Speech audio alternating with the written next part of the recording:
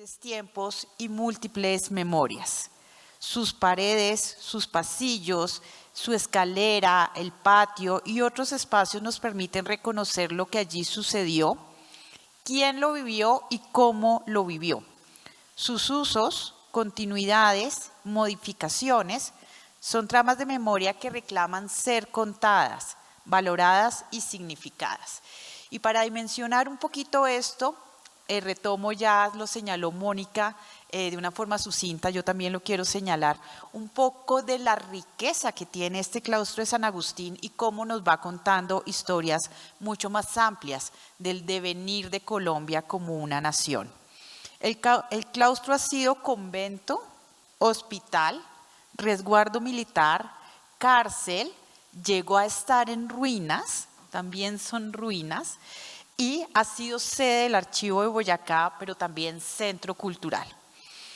El convento se construye precisamente en un momento de evangelización de las Américas, por eso llegan los agustinos a Colombia, en el marco de un proceso de colonización y se instalan, no es adrede, digamos, es adrede, perdón, precisamente que se instalen en un territorio muisca, en uno de sus cercados. El claustro, digamos, su construcción arranca en 1586. Realmente es una historia muy antigua la que él nos muestra.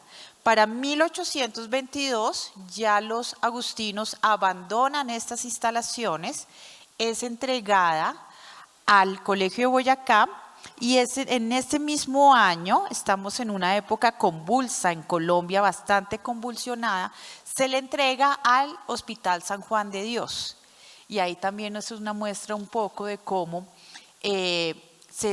va dando una organización urbanística donde los hospitales deben estar fuera de la ciudad, no dentro de la ciudad, con todo un discurso de higiene, organización y demás que hay detrás de todos estos acontecimientos. En 1860 es una guarnición militar, ¿no? Nuevamente una época convulsa, de confrontaciones por el poder, por la organización política, por cómo se termina de definir lo que vienen siendo los marcos del Estado. Y esta función la tiene hasta el 67, donde comienza a ser una de sus funciones más largas en el tiempo, que es el de penitenciaría.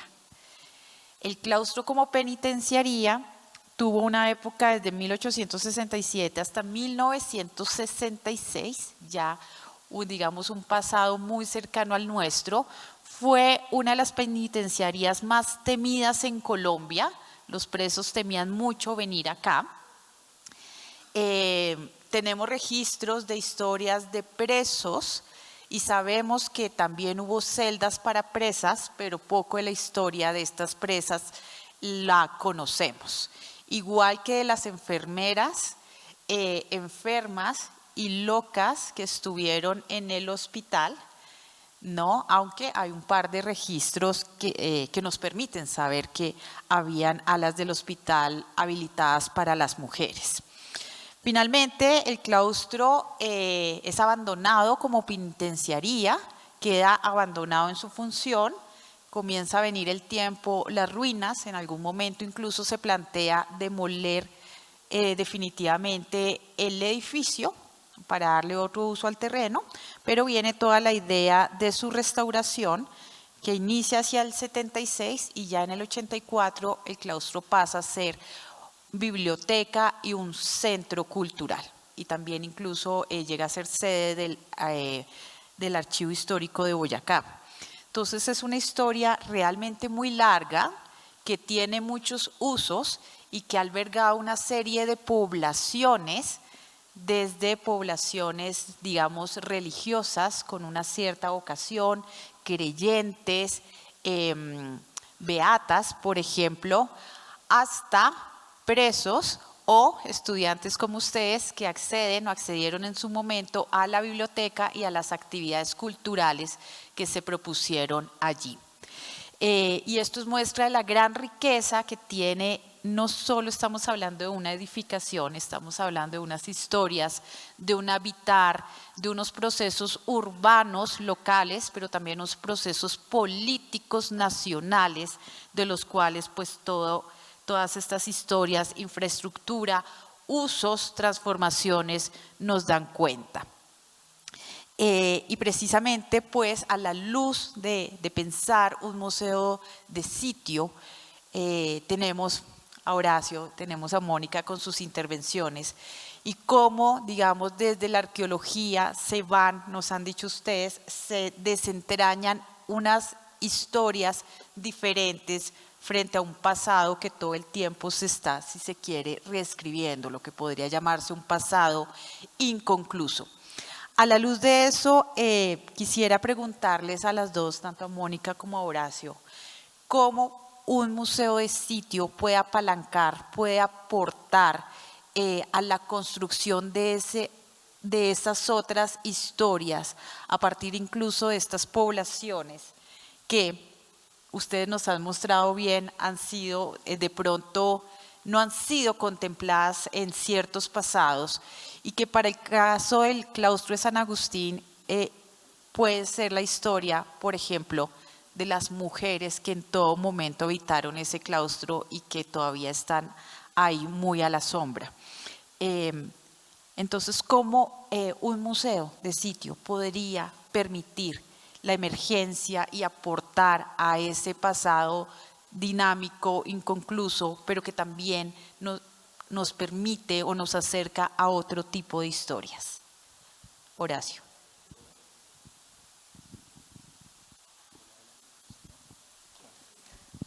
Bueno, creo que es una pregunta y un desafío. Yo personalmente creo que este tipo de cosas son las que hay que dar como primer paso. Yo lo entiendo como parte de lo que se conoce como un diseño estratégico. Es decir, el diseño estratégico implica que las tomas de decisiones se van llevando adelante a partir del feedback que se da entre cada estímulo, en este caso el estímulo a la población que puede brindar un investigador o una gestión de gobierno o de una fundación o quien sea, está dada por la idea de recuperar y poner en valor un elemento que referencia el pasado.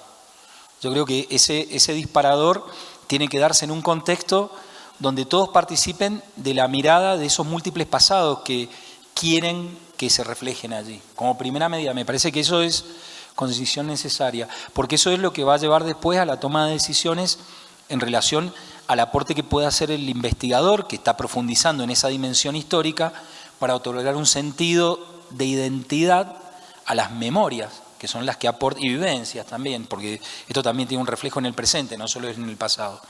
Así que me parece que eso sería muy importante, digamos, como factor a tener en cuenta. Vale, muchas gracias. Yo juego acá con los micrófonos. Mónica. Bueno, digamos que hasta ahora lo que ha caracterizado a los museos en general cuando se estructuran es tener una exposición permanente que muchas veces congela una sola versión de lo que se conoce sobre el tema al que se refiere ese museo. Y pocas veces o en una salita por ahí en una esquina hay una sala temporal donde ocurren las cosas que cambian. Cada vez más los cambios en nuestras sociedades son más rápidos y en ese sentido pues los museos son más lentos. Entonces digamos que como que es un reto también pensar en eso, en un museo vivo, en un museo que vaya acorde con cambios que incluso hoy estábamos hablando pues como profesores de lo diferente que vienen ya estas nuevas generaciones y las formas de diálogo y comunicación. Por mi parte, sería un museo que tuviera muchas salas temporales y solo una muy pequeña permanente, que es muy costoso, pero pues digamos como eso, como múltiples espacios en donde están sucediendo procesos simultáneos, porque esa es nuestra realidad. Nuestra realidad, lo que vivimos hoy es que tenemos procesos simultáneos y muchas veces no nos estamos dando cuenta de ellos y quizás el museo es el sitio para alertarnos a qué es lo que está pasando en múltiples tiempos que son presentes, pero son múltiples tiempos, y son esos múltiples tiempos que evocan pasado. Y pues también rico que fueran múltiples voces, que eso está pasando. No sé si los chicos saben, cuando se hace, pues se proponen, digamos, instalar un museo y hacer su exposición permanente o temporal, hay gente que está detrás. Hay investigadores y hay lo que se llaman curadores, y los curadores son los que toman las decisiones finales. Antes era un circulito cerrado en que se hablaban entre ellos y nadie más. Cada vez más se abre el campo para que hablen más. Y quizás pues eso es lo que también yo por lo menos pensaría de un museo, ¿no?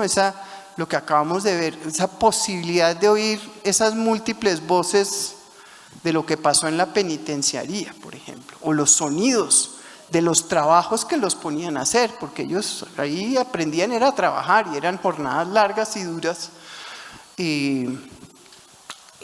o si no, o los religiosos cantando, rezando, es decir, como esas múltiples experiencias que ojalá uno también pudiera hacer de olores, calor, como el que les decía de Cartagena, o el frío de Tunja, aunque ese solito sale por ahí. Es muy complejo. Pero creo yo que hoy en día lo que también debemos incorporar en esas curadurías son a los jóvenes, porque vemos que sus formas de entender y comunicarse son distintas. Creo yo que a todos les fascinaría poder llegar con su celular y con QRs, abrir pantallas, pero llega un punto en que uno se agota porque están solamente interactuando con su propio celular, pero no están interactuando con múltiples voces y que les ayude a no olvidar que lo importante en nuestras vidas es el diálogo.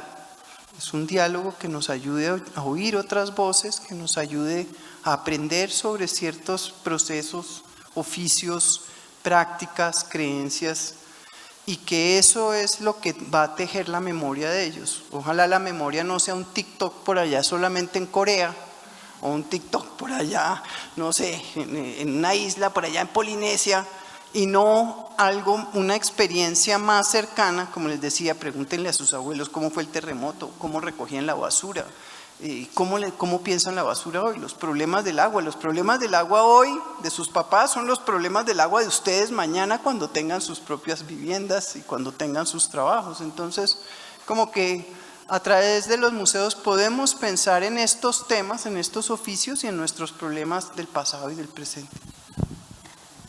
Vale, muchas gracias. Una pregunta que me rondaba un poco al ver las presentaciones tanto de Mónica como de Horacio es cómo precisamente mediante la arqueología se van descubriendo, también Horacio en algún momento lo decía, esas ruinas visibles, pero también los vestigios, pero también los restos, cómo nos van mostrando una serie de historias que no necesariamente nos dan cuenta de un pasado armonioso, concertado, netamente colectivo, sino de unos procesos cruzados por violencias, por negaciones, por negociaciones, por etcétera, etcétera, perdón.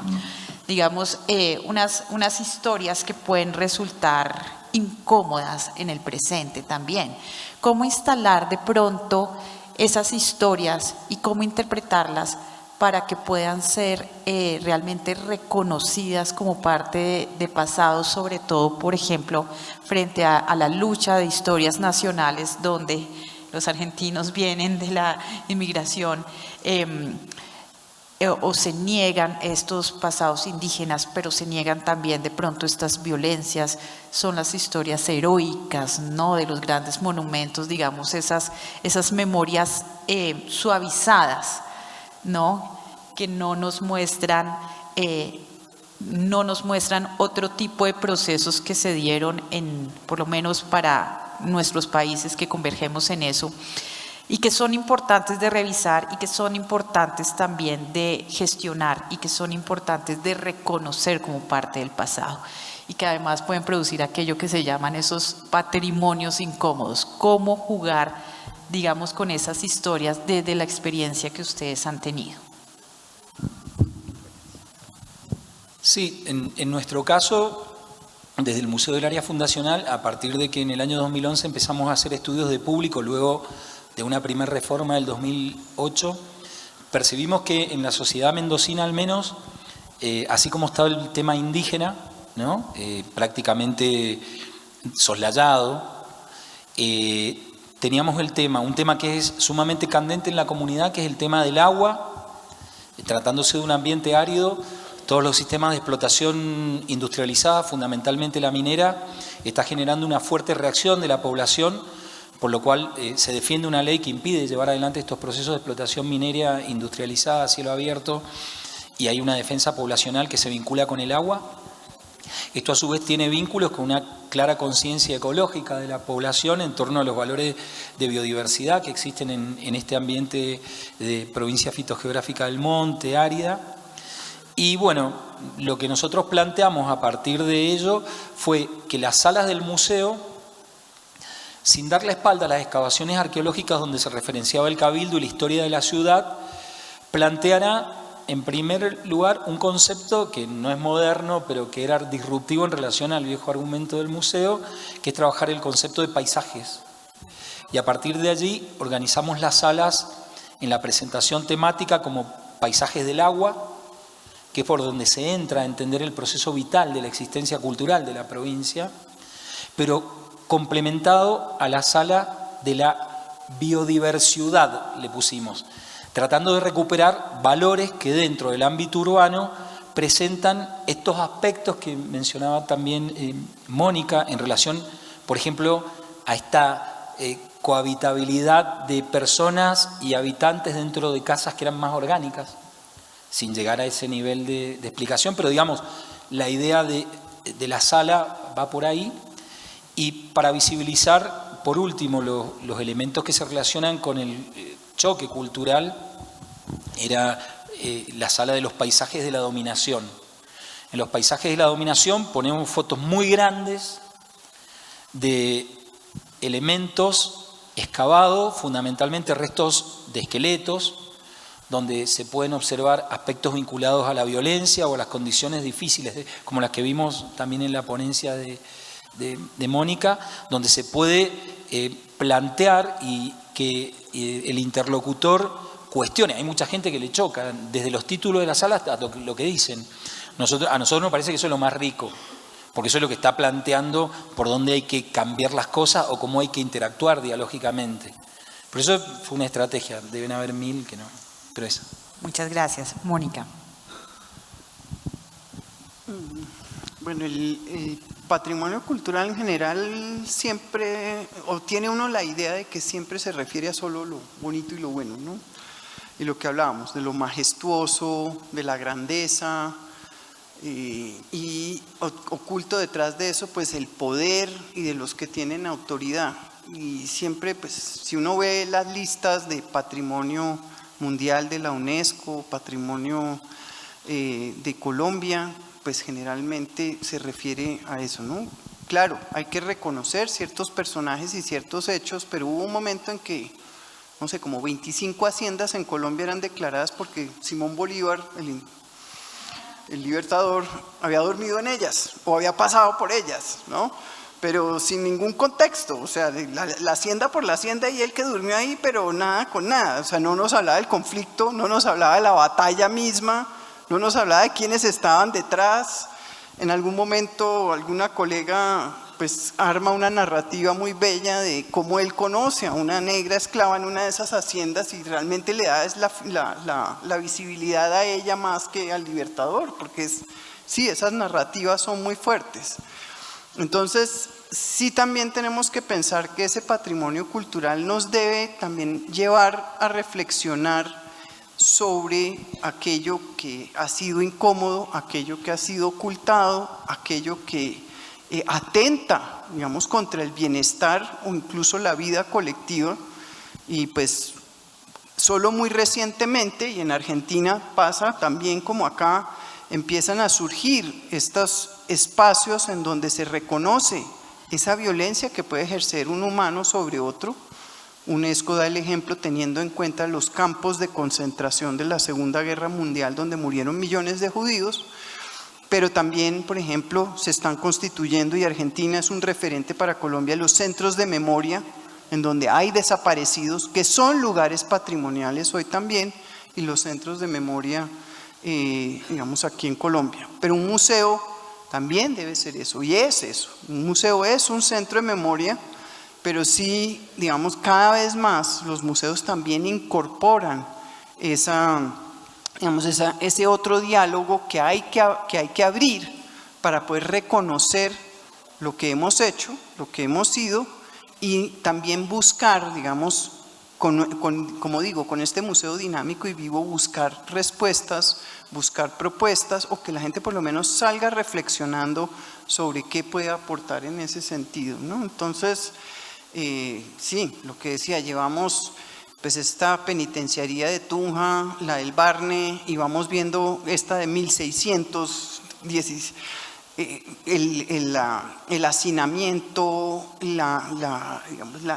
el conflicto que se vive internamente, la violencia que se vive. Entonces, realmente reflexionar si son estos los espacios que realmente van a recuperar nuestra sociedad y buscar nuestro bienestar. O sea, sí, una mero grillete, estas esposas que se usaban en la colonia, nos llevan como arqueólogos, como antropólogos, como historiadores a cuestionarnos eso y enfrentarnos a esas noticias que diariamente vemos, ¿no? Y que creo yo que, pues, ¿dónde dialogar esto? En las universidades, en los colegios y en los museos. Pero en el museo tiene la oportunidad, que no lo podemos hacer en los colegios y en las universidades muchas veces por las restricciones que hay, pero el museo sí puede traer a la gente que narre esas historias o recuperar esas voces que están escritas en los documentos o plasmadas en esos objetos y revivirlas para que uno sienta angustia, ansiedad, bienestar, comodidad, todo lo que, ¿no?, lo que se siente en esos diálogos.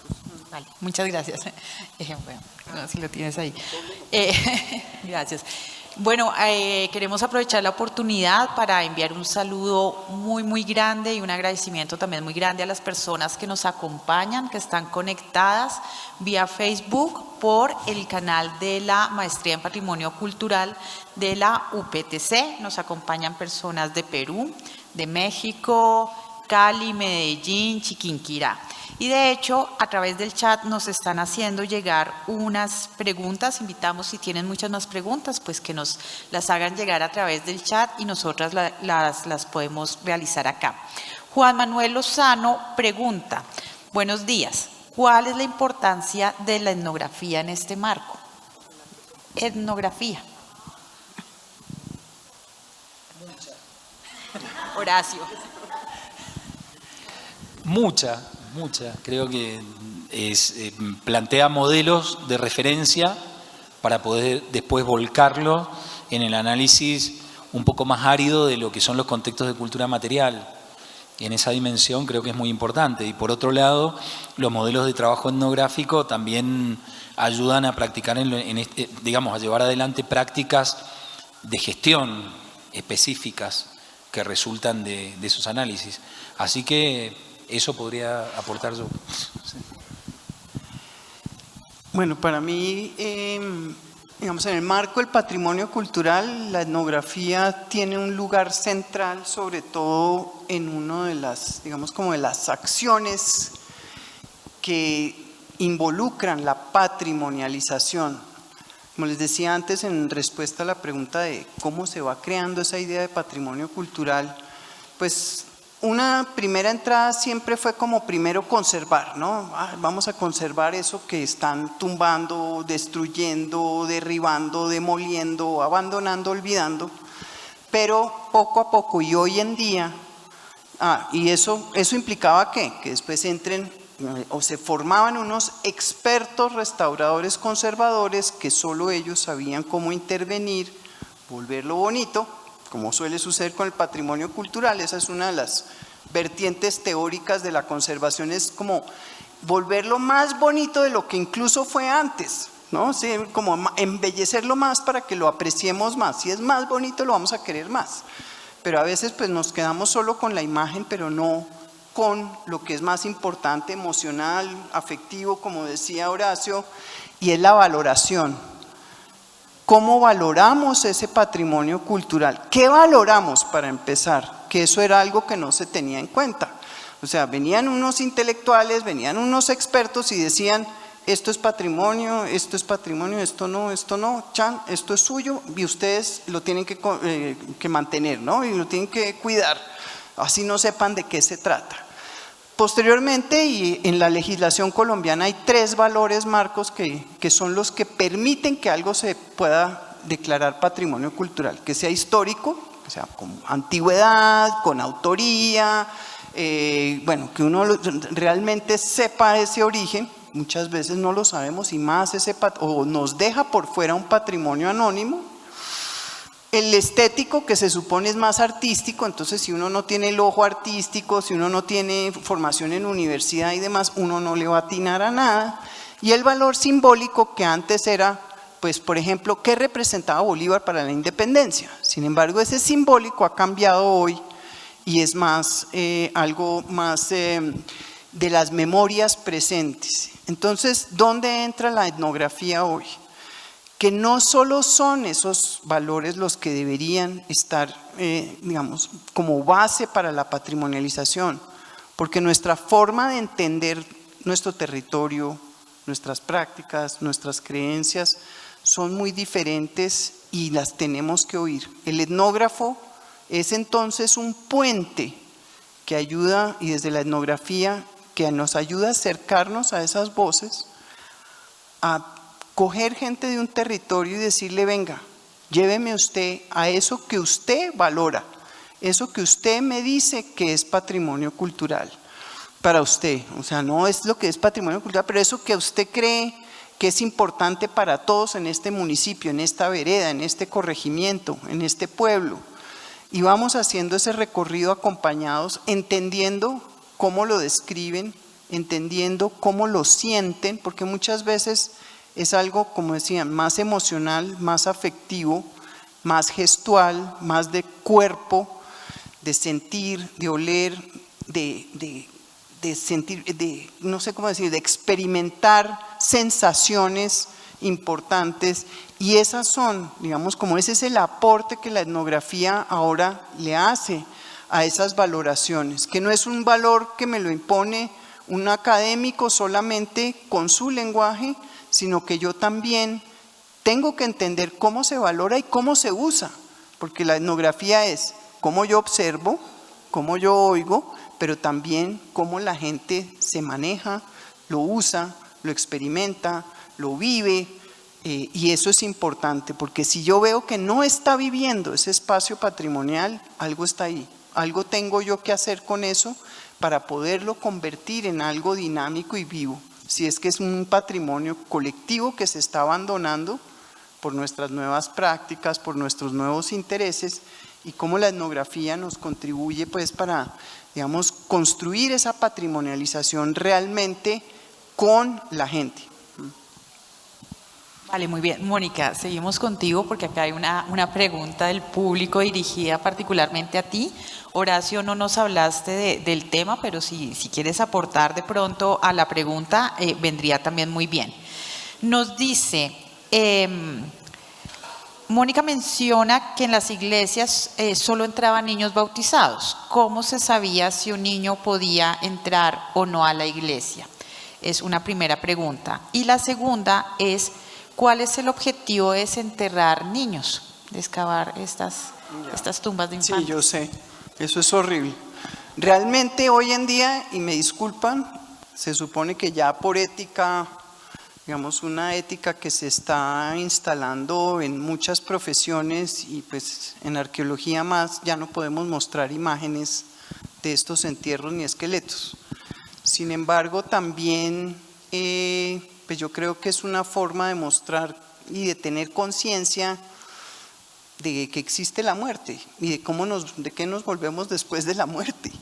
Y pues las creencias que se tenían antes de que con esos huesos era que yo iba a resucitar y volver a ser persona ante Dios. O sea, no es un irrespeto a esos esqueletos ni una morbosidad, sino también entender esa humanidad hacia dónde vamos al final de nuestros días.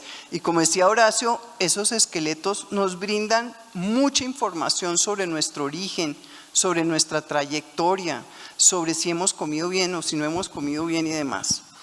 Entonces, por un lado, no es que pudieran entrar o no a la iglesia, eso no lo tengo claro, era el tema de enterramiento, pero sí, digamos, era un precepto que se había generalizado, en el cual, vuelvo insisto, era, si no había una conciencia de Dios, era como si era una alma pagana que entrara en un sitio católico. Entonces era como una transgresión. Entonces por eso se supone que tenían un espacio dispuesto para estos niños. Sin embargo, ya hemos encontrado documentos, y como lo mencionaba Horacio, eso de que los más ricos se acercaban y los enterraban más al altar, y los más ricos eran los blancos y los más pobres eran pues ya los mestizos y eran en la puerta, y los que ya eran huérfanos y pobres limosneros pues ya en la calle, que los enterraban enfrente del atrio de la catedral de Tunja. Ustedes estén seguros que ahí también está lleno de esqueletos. Muy posiblemente cuando hicieron la obra de la alcaldía ahí en la plaza encontraron algunos. Esos pues se supone que no podían pagar. Entonces, realmente encontramos protestas de padres que ellos pedían que sus hijos fueran enterrados dentro de las iglesias. Entonces los hijos finalmente acceden en algunos casos, y como vemos también esa idea de orden en esos enterramientos no era así. Y segundo, ¿por qué terminamos desenterrando estos esqueletos? En este caso, los que he mostrado aquí, o generalmente en los que seguramente mostró también Horacio, lo hacemos en casos que se hacen intervenciones para la restauración. Si ustedes vieron la foto de lo que se hizo, de la primera restauración que se hizo de San Agustín en 1980, cuando pusieron esa tubería, muy seguramente en ese momento sacaron esos huesos y los trituraron, y no tuvieron ningún respeto con los individuos que estaban ahí enterrados. Hoy en día, cuando se hace esa restauración y tenemos que intervenir esos pisos, en el caso de Cartagena pues se va a hacer un gran teatro como este, en donde la platea y los sillas se van a hundir. Entonces eso nos obligó a desenterrar casi 1000 individuos por respeto a ellos.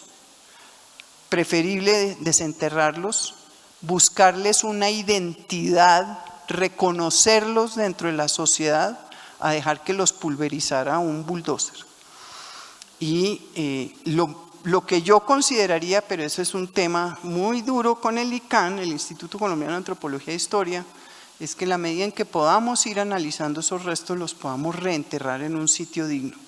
Algo así está sucediendo en el Cementerio Central en Bogotá, que se va a convertir en un parque lúdico y de entretenimiento, y que por ende va a implicar la intervención en el suelo de todos los que están enterrados ahí. Es más, ya lo han hecho, hay 17.000 individuos dando vueltas por ahí, y la exigencia que se va a hacer es que hay que hacerles un sitio digno para que vuelvan otra vez al cementerio donde ellos donde pidieron ser enterrados, ¿no?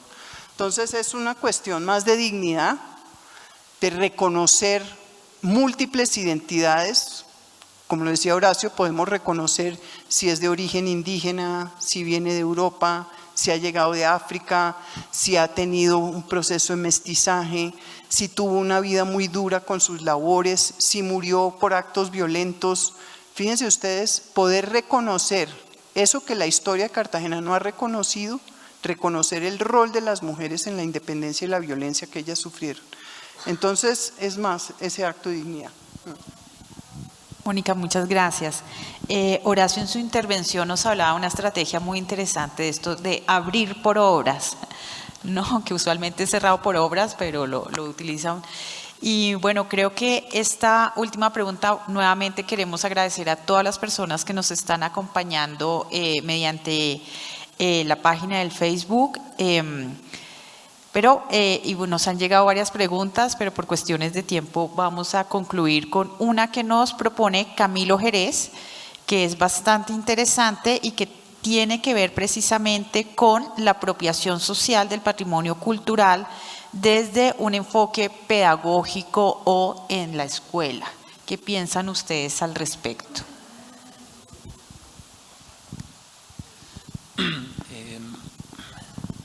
La apropiación del patrimonio desde un enfoque pedagógico, digamos, institucionalizarlo, ¿será lo que quiere preguntar? Sí, yo en principio, en la experiencia de donde vengo, está vinculado a la educación formal, el tema patrimonial, a partir de los contenidos de ciencias sociales, y fundamentalmente en términos prácticos se relaciona con la visita a los propios museos. Sí creo que va un poco más lento todo ese proceso relacionado a cómo se educa en términos, digamos, a cómo se transfiere en el proceso de enseñanza-aprendizaje el tema patrimonial en función a los debates que actualmente nos envuelve el tema del patrimonio a los investigadores o a los gestores. Creo que sería saludable en la medida de que podría independizarnos de contenidos que han estado muy encasillados disciplinarmente. Creo que sería, no sé si acá está involucrado en la educación formal, pero creo que el concepto de patrimonio problematizado involucraría muchos campos disciplinares que hoy en términos de contenidos curriculares, digamos, están, como digo, encasillados disciplinarmente y a veces sin los diálogos necesarios a los efectos de que esos temas que se tratan disciplinarmente tengan un efecto práctico en las competencias de los chicos que educamos, ¿no? Así que creo que sería bueno que se involucre desde esa dimensión. Pero como digo, no sé, no entendí bien, la pregunta era por ahí más o menos. Sí. Bueno, cualquier cosa. Muchas gracias. Mónica. Creo que funciona. Sí. Pues en Colombia, Horacio, la cosa es más complicada. Por lo menos en los colegios, y quizás por eso los museos se conviertan como en el nodo para poder, digamos, generar esa apropiación social del patrimonio. Desde 1997 se creó el Ministerio de Cultura y se separó el Ministerio de Educación. Con esa separación, por un lado, se fueron transformando los currículos de los colegios.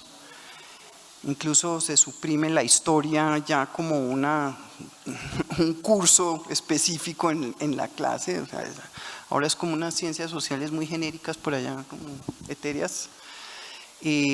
También la geografía, todo como que se desaparece un poco, se desvanece, porque se supone que el Ministerio de Cultura debe desarrollar los instrumentos con los cuales pueda generar la apropiación de la cultura en general y del patrimonio cultural.